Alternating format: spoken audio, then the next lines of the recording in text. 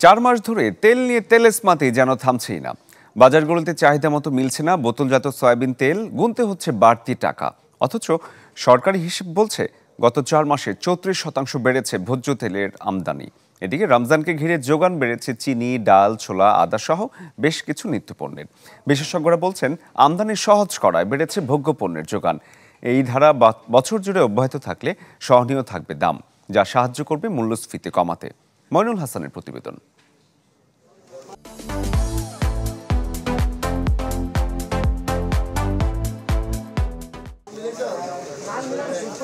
মাস 4 ধরে বাজার থেকে একরকম উধাও বোতলজাত সয়াবিন তেল। এই সময়ে আন্তর্জাতিক বাজারের দোহাই দিয়ে লিটারে 8 টাকা করে বাড়ানো হলেও সরবরাহ বাড়ায়নি প্রতিষ্ঠানগুলো। অথচ সরকারি হিসাব বলছে অক্টোবর থেকে জানুয়ারি পর্যন্ত আমদানি বেড়েছে 34%। তাহলে এই তেল গেল কোথায়?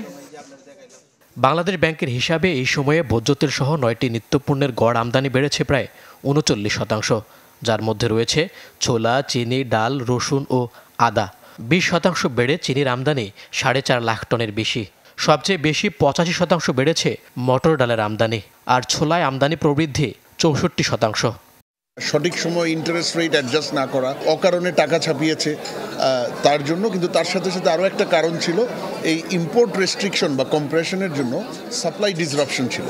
তো সেই দিক থেকে আমি বলবো যে এই 9টা পণ্যের ক্ষেত্রে যে একটু হলেও সাপ্লাই বেড়েছে, সেটা কিন্তু ইতিবাচক আমি মনে করি। আমদানি বেশি হওয়া মানে হচ্ছে আমরা মনে করি সেইটা আমাদের অর্থনীতির মধ্যে যে দামের যে চাপ, সেখান থেকে খানিকটা আমাদেরকে সেই সমস্যা থেকে লাঘব করবে।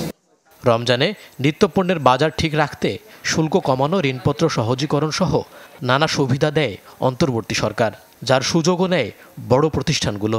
অবশ্য তেল ছাড়া সে আমদানির কিছুটা প্রভাব পড়েছে চিনি, ডাল সহ কয়েকটি পণ্যে। বিশেষজ্ঞরা বলছেন বাড়তি যোগানের প্রভাবে কমবে সার্বিক মূল্যস্ফীতি। নিত্যপণ্য আমদানি সারা বছর সহজ রাখার পরামর্শ তাদের।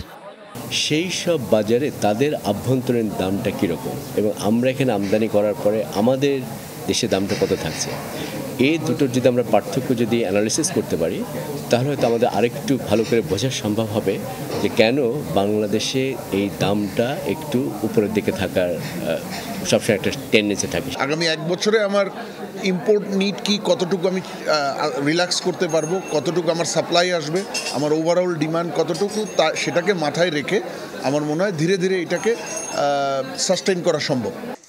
গত বছরের নভেম্বরে 11টি নিত্যপণ্য আমদানিতে বিলম্ব বিল পরিশোধের অনুমতি ও সম্পর্কের ভিত্তিতে ঋণপত্রের মার্জিন নির্ধারণের সুযোগ দেয় কেন্দ্রীয় ব্যাংক, যা বহাল থাকবে আগামী 31 মার্চ পর্যন্ত।